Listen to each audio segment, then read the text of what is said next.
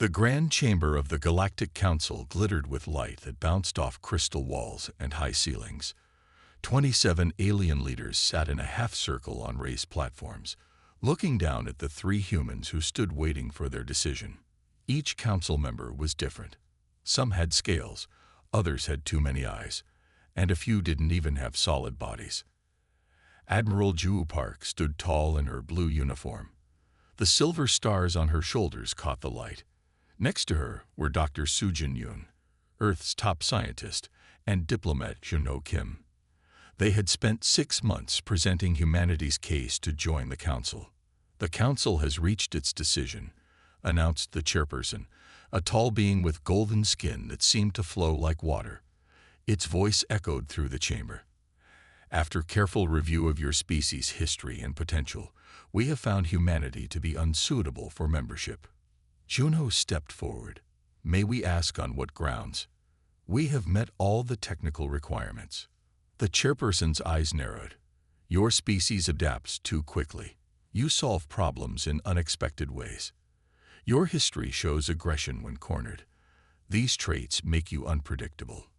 Unpredictable species are dangerous to galactic stability. But those same traits helped us survive and reach the stars." Dr. Yoon argued. "We've had peace on Earth for almost a century." "A century is nothing," said another council member, a beam made of swirling smoke. "Many of us have maintained peaceful civilizations for thousands of years. Your rapid evolution and resistance to control present unacceptable risks." Jiwoo noticed how the council members looked at humans, not with hatred, but with fear. They feared what humans might become. The chairperson raised a hand for silence. "Our judgment is final. Humanity will be quarantined to your solar system. Automated beacons will be placed at the edges of your system. Any attempt to pass these boundaries will result in immediate destruction of the vessel." Gasps came from the human observers who watched from balconies. Their dream of joining galactic society was ending. "How long will this quarantine last?" Ju asked, keeping her voice steady. "Until the Council determines humanity has evolved beyond its dangerous tendencies, or until your species naturally ends." The chairperson's tone suggested they expected the latter to happen first. Junho stepped forward again. "This is against interstellar law. We demand—" "You are in no position to demand anything," interrupted a 4-armed council member.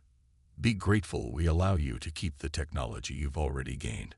Some argued for reducing your civilization to pre-industrial levels. Jiwoo placed a hand on Junho's arm, stopping him. "We understand the Council's decision," she said calmly. "When will the quarantine begin?" "It already has," the chairperson replied. "Your ship will be the last permitted to return to Earth. The beacons are being positioned now." The human delegation was dismissed without ceremony. As they walked out through the grand doors, whispers followed them from the alien observers. Some showed pity, others relief. Back on their ship, Junho punched a wall. Centuries of working toward this moment. All for nothing. Dr. Yoon slumped into a chair. "What will we tell Earth? Billions of people expect us to bring back membership, not exile." But Admiral Park was quiet, looking out the viewport at the massive council station.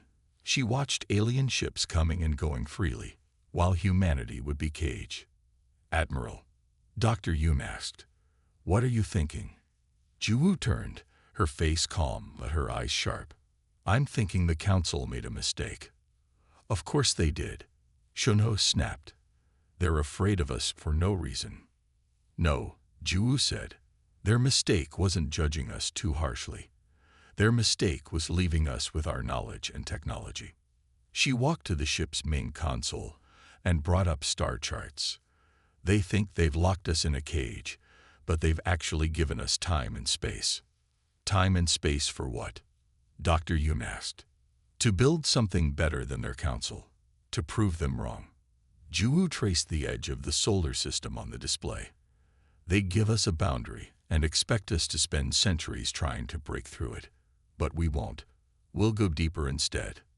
"Deeper?" Junho looked confused.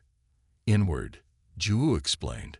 "We'll mine every asteroid, terraform Mars and Venus, build space habitats throughout our system.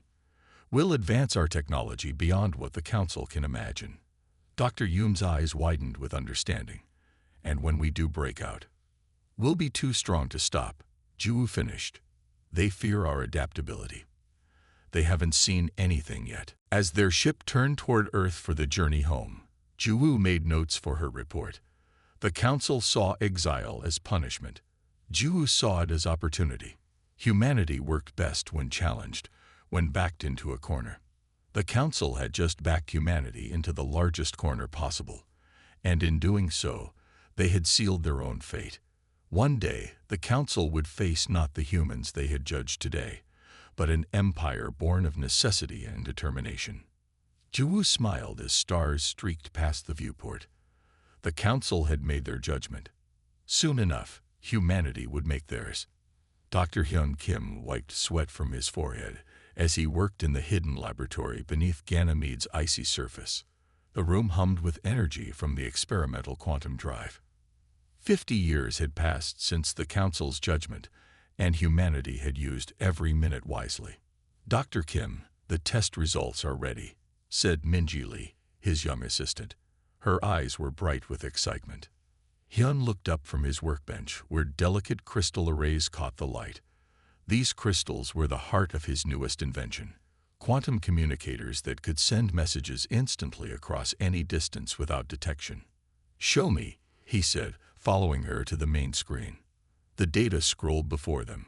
Perfect transmission between Earth and Pluto with 0 Council-detectable signals. Hyun allowed himself a rare smile. At 68 years old, he had spent most of his adult life in this secret facility. "It works," Minji whispered.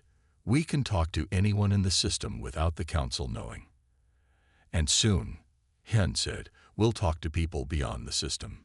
Down the corridor, behind heavy security doors, the project that would make this possible was nearing completion. The first human-built faster-than-light drive wasn't just a copy of Council technology. It was better. It could slip through the fabric of space without creating the ripples that Council sensors detected. "Director Kim," a voice called from the doorway. Shuno Kang, head of security, rushed in. "The President is on her way down. The inspection has been moved up." Hyun nodded and straightened his lab coat. These visits from Earth's leadership were rare due to security concerns. When they happened, it meant big news. President Jiwoo arrived with minimal fuss despite being the most powerful person in the solar system. She wore a simple gray suit and her silver hair was pulled back tightly. Her sharp eyes missed nothing as she surveyed the lab. "Dr. Kim," she said, "I hear you have good news." "The quantum communicators are fully functional," he reported, "and the FTL drive is ready for its final test next week." The President nodded. "Show me." They walked through the facility, passing hundreds of scientists and engineers working on different pieces of humanity's grand plan. Some tested materials that could hide ships from Council scanners. Others developed biological systems that would let humans survive on worlds very different from Earth. 50 years, President Ji said quietly as they entered the massive chamber housing the FTL drive prototype. "When Admiral Park brought back the Council's judgment, I was just a student. She said we would build something better than what the Council offered us. And we have," Hyun said with pride. The drive rose before them, a beautiful combination of Earth science and reverse-engineered alien technology. It didn't look like Council drives, which were bulky and inefficient. This was sleek, elegant, and incredibly powerful. "How long until the first ship can break quarantine?" the President asked. 3 months, Hyun replied. "But we should send unmanned probes first." The President shook her head. "No more delays. The Council's patrol patterns have been mapped. The ships built in the asteroid factories are ready. Humanity has waited long enough." She handed him a tablet. On it were images from telescopes pointed at the edge of the solar system. Council ships were gathering there in unusual numbers. "Our spies in their automated systems have detected increased communications," the President explained. "We believe they're debating whether to tighten the quarantine." Hyun felt cold fear. They might take away what technology we have. Or worse, the president said. Some council species have always advocated for more permanent solutions to the human problem. Hyun looked around at his life's work, the technologies that would free humanity.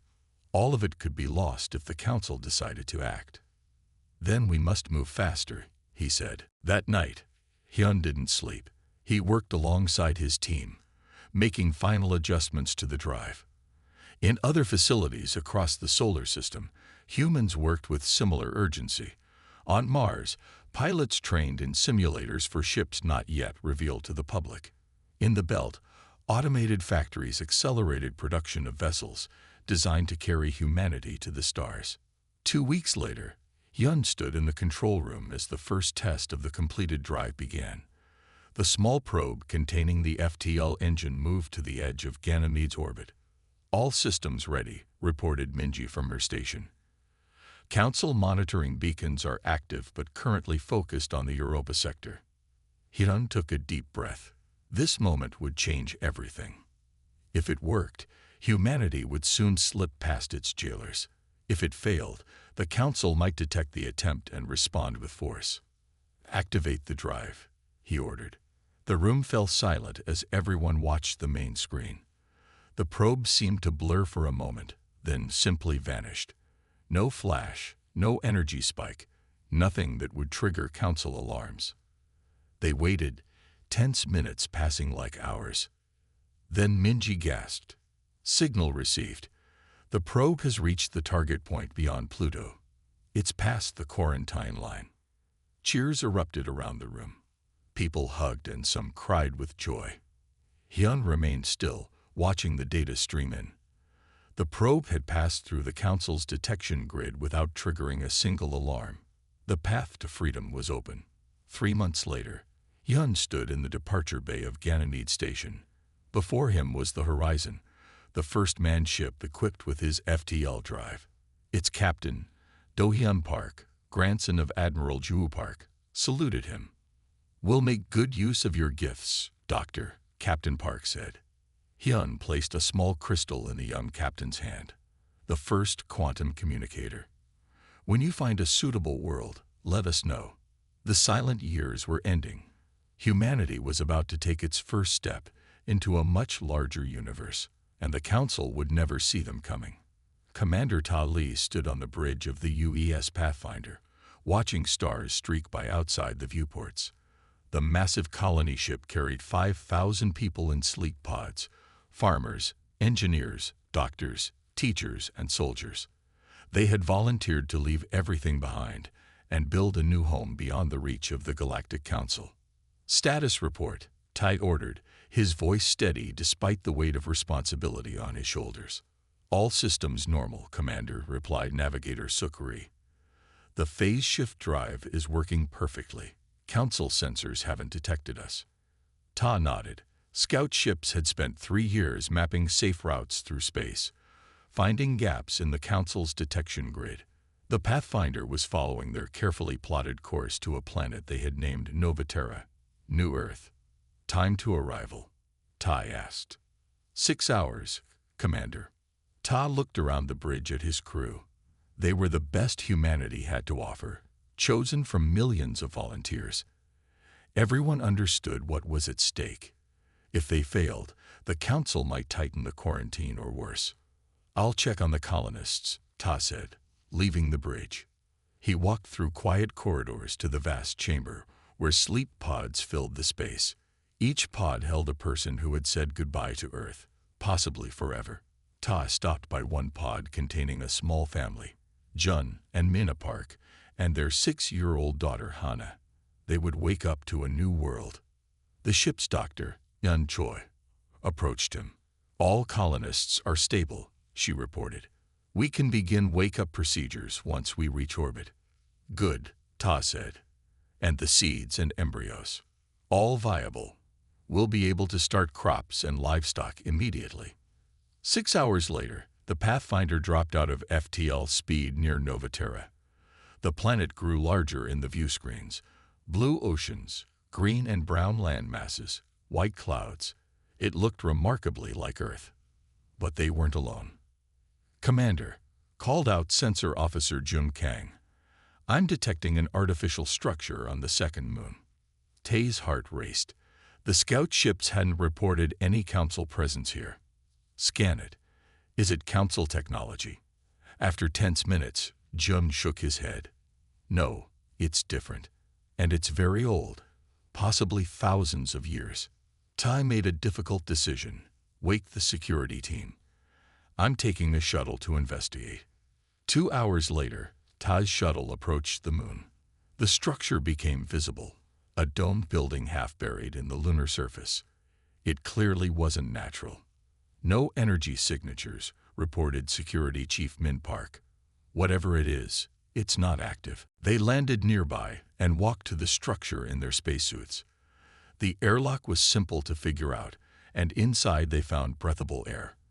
Removing their helmets, they explored with caution and wonder. "This writing isn't Council standard," said linguist Jia Kim, examining markings on the walls. "It's like nothing in our database." In the center of the facility, they found them. Aliens unlike any in Council records. They had 4 arms, ridged skin, and large eyes. They weren't hostile. They were scared. "We mean no harm," Ta said, using the universal greeting gestures taught to all human explorers. The aliens spoke, and their translator devices struggled but eventually found patterns. They called themselves the Nari.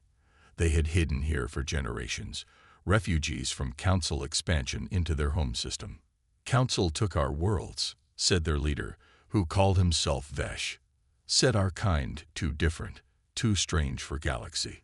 We wait here, hoping to find new home someday." Tai felt a connection to these beings. "We too were rejected by the Council," he explained. "We're here to build a new home, away from their control." Vesh's large eyes blinked.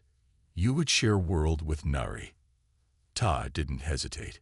"Yes, Novaterra has room for both our peoples." The first colony on Novaterra grew around a central meeting hall where both humans and Nari worked together.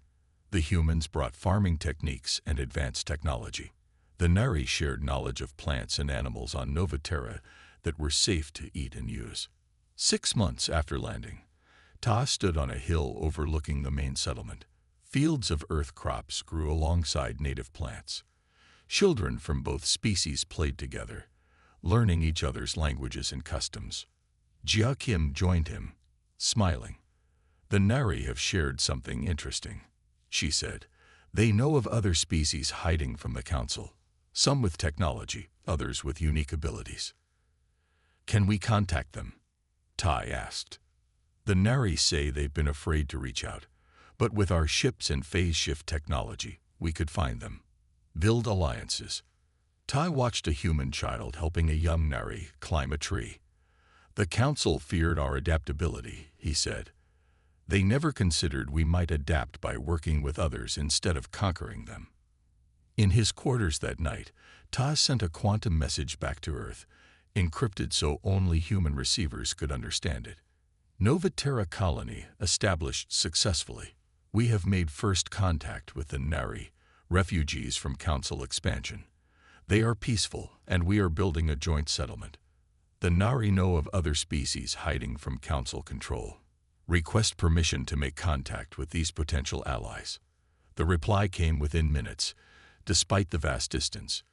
"Permission granted. Build a network. The Council's loss will become our strength." 2 years later, Ta welcomed representatives from 7 different non-Council species to Novaterra. They came cautiously at first, but soon grew comfortable among the thriving joint community.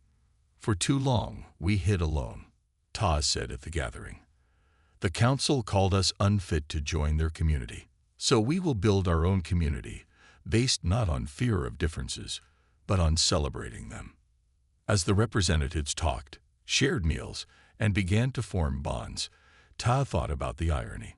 The Council had exiled humanity to prevent them from disrupting the galactic order.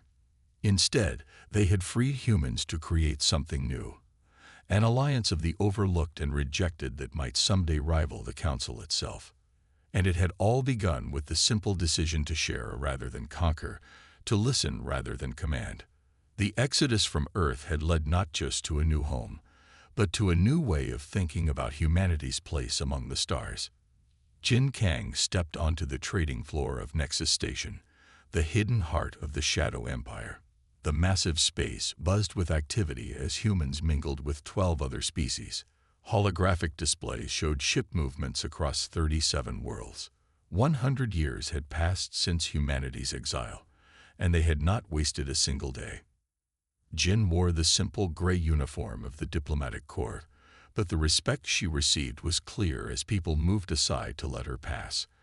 At 42, she had spent her entire career building connections between the scattered races who had been pushed aside by the Galactic Council. Ambassador Kang, called a voice. Jin turned to see Vrel, a tall Nari with coppery skin. The Nari had been humanity's first allies, and now they held important positions throughout the Shadow Empire. The representatives from Solon have arrived, Vrel said. They're waiting in the meeting chamber. Jin nodded and quickened her pace. The Solon were new contacts, a species with natural stealth abilities who had hidden from the Council for centuries. If they joined the alliance, it would bring their total to 23 species united against Council dominance. The meeting chamber was designed to make all species feel comfortable. Different gravity settings, atmospheric conditions, and temperature zones allowed everyone to participate without environmental suits. The Solon delegation, 4 small beings with reflective skin that seemed to bend light around them, waited in a misty corner. "Welcome to Nexus," Jin said, using the translator pendant at her throat. "We're honored by your presence." The lid Solon shifted colors slightly, their way of showing emotion. "We have observed your alliance for many years," they replied. "The Council told all that humans were dangerous. Yet we see you building connections while they build walls."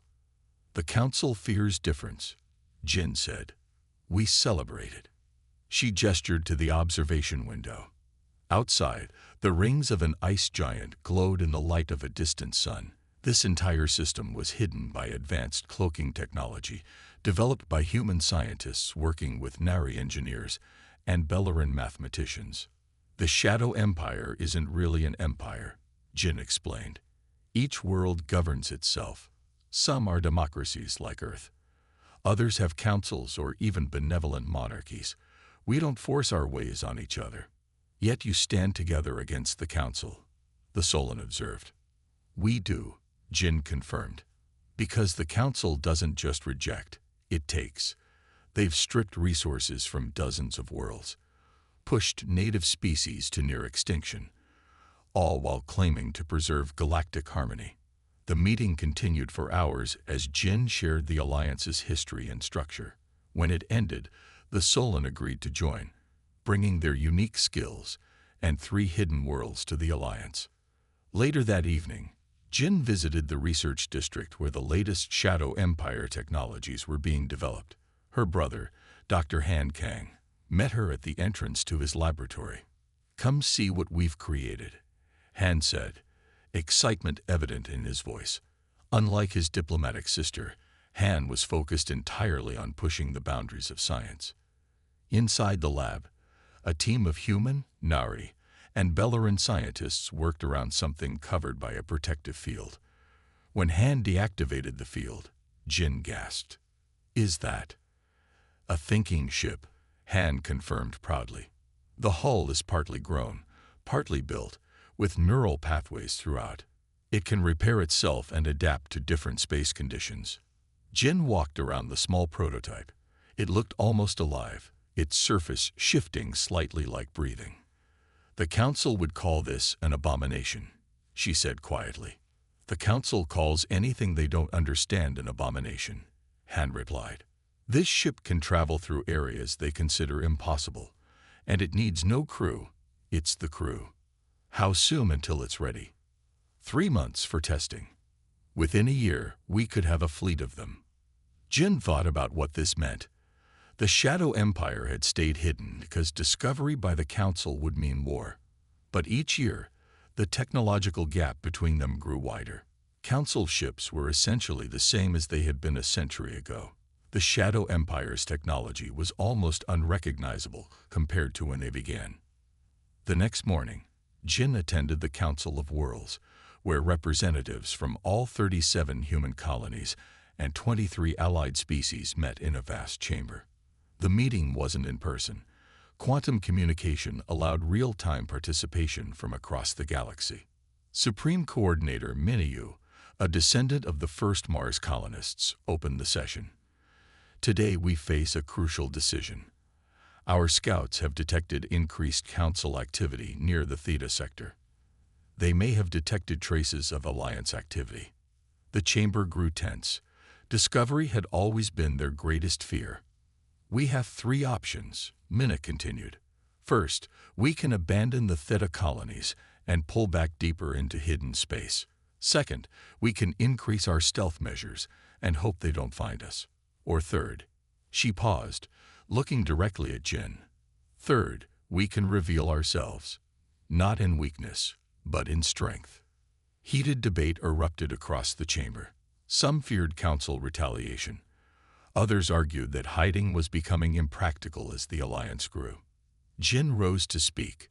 For a century, we've built something remarkable here. Not just colonies or technologies, but a new way for different species to exist together. The Council exiled humanity because they feared our adaptability. The irony is that this adaptability has allowed us to create what they never could: true cooperation across biological differences. She activated a hologram showing the full extent of Alliance territory, nearly a fifth of the galaxy, all hidden in plain sight. We don't need to hide anymore, Jin said firmly. We've outgrown them. The vote was close, but in the end, the Council of Worlds decided to prepare for revelation. Not immediately, but soon. They would approach from a position of strength, with the thinking ships as their vanguard. As Jin returned to her quarters that night, she looked at the portrait on her wall. Commander Ta Li, the man who had first reached out to the Nari a century ago. His simple act of cooperation had grown into something galaxy-changing. The Shadow Empire was a shadow no longer. It had become a light. Admiral Mina Parkley watched the Council ship approach Nexus on the main view screen. The massive vessel dwarfed the patrol ships that had first detected it crossing into Shadow Empire space. For 2 centuries, humanity and their allies had hidden their true extent from the Galactic Council. That era was about to end. "They're hailing us, Admiral," said Communications Officer Junryu. Mina straightened her uniform. At 45, she carried the legacy of 2 famous ancestors: Admiral Ju Park, who had received humanity's exile sentence, and Commander Ta Li, who had established the first colony beyond Council space. Their portraits hung in her office as daily reminders of how far humans had come. "Open the channel," she ordered. Visual display. The screen changed to show the interior of the Council ship. 5 different alien species stood there, the standard diplomatic package from the Galactic Council. Their expressions showed various forms of shock and confusion. "This is High Observer Zutrell of the Galactic Council," said the tallest being, a blue-skinned humanoid. "We demand to know how humans have bypassed the quarantine and established this illegal outpost." Mina smiled calmly. "This is Admiral Mina Parkley of the Shadow Empire. Welcome to Nexus, our capital world. This is no outpost, High Observer. This is the center of an alliance that spans over 100 worlds." The Council representatives looked at each other in clear disbelief. "Impossible," said Zutrell. "Our sensors would have detected such expansion." "Your sensors detect what they're designed to detect," Mina replied. "We designed our technology to work differently." After a tense discussion, Mina invited the Council delegation to dock at Nexus Station. She knew they would refuse to come alone, so she permitted them to bring guards.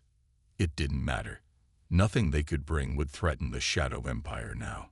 3 hours later, she greeted them in the Grand Hall of Nexus. The space was deliberately impressive.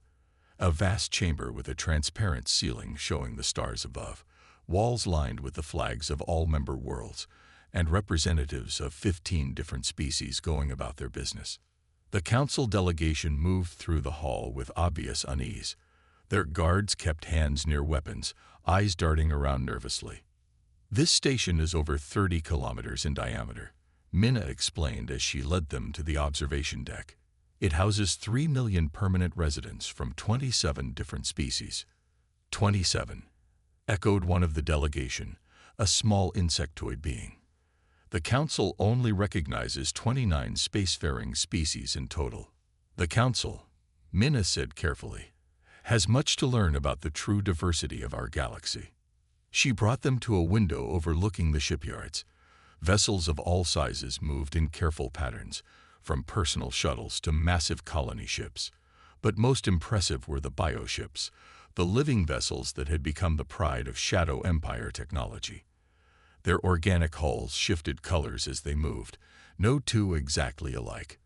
"What are those?" asked Zotrell, unable to hide his alarm. "The next generation of space travel," Minna answered. "Semi-sentient ships that grow rather than being built. They can repair themselves, adapt to different space conditions, and travel through regions your ships cannot enter." The delegation was then shown the Harmony District, where schools and hospitals served all species. They witnessed quantum communication hubs that allowed instant connection across vast distances. They saw factories where robots and organic workers created technologies beyond Council understanding. Finally, Minna brought them to the Council of Worlds chamber, where representatives from across the Shadow Empire waited. The circular room hummed with many languages, though all could understand each other through advanced translator implants. 200 years ago, Minna said to the delegation, "Your council judged humanity too dangerous to join galactic society. You feared our adaptability, our unpredictability. So you locked us away, hoping we would either destroy ourselves or evolve into something more acceptable to you." She gestured around the room. "Instead, we built this. Not an empire like yours, ruled from the top down, but an alliance of equals, each maintaining their own culture while working together." Zotrell seemed to have found his confidence again. "The Council has protocols for dealing with quarantine violations. Your achievements, while impressive, cannot excuse." "Let me be clear," Minna interrupted. "We're not seeking your permission or forgiveness. We're offering you a choice." She activated a holographic display showing the true extent of Shadow Empire space, nearly a quarter of the galaxy, encompassing regions the Council had never fully explored. Option 1. The Galactic Council recognizes the Shadow Empire and the Alliance of the Forgotten as equals. We establish trade agreements, cultural exchanges, and diplomatic relations. The quarantine ends, and we begin a new chapter of cooperation. And Option 2? Asked Zotrell, his voice tight. "We continue as we have been," Minna said simply. "Except now you know we exist. You know we have technology that surpasses yours. You know we've united species you rejected or never even discovered. And you know that each year, the gap between us will only grow wider." One of the other council representatives, a being made of swirling gas contained in a special suit, moved forward. "You speak of cooperation, yet this sounds like a threat."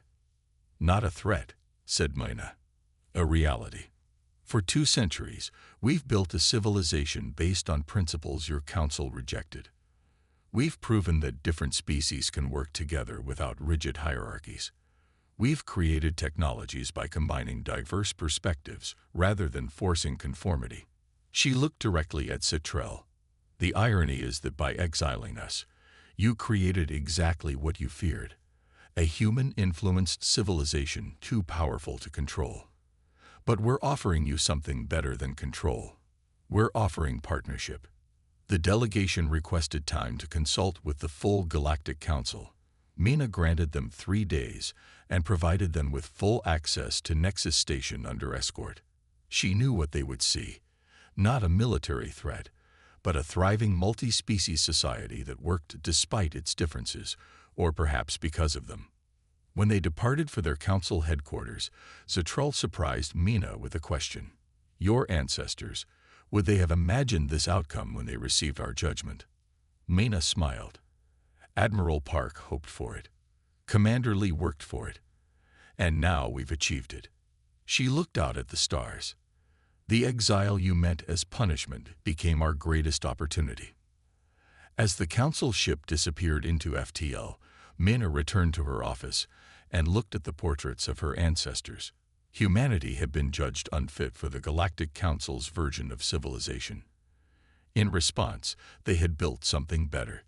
A civilization where adaptability was valued, where differences strengthened the whole. The Council would return with their answer, but it hardly mattered now. The Shadow Empire had already won.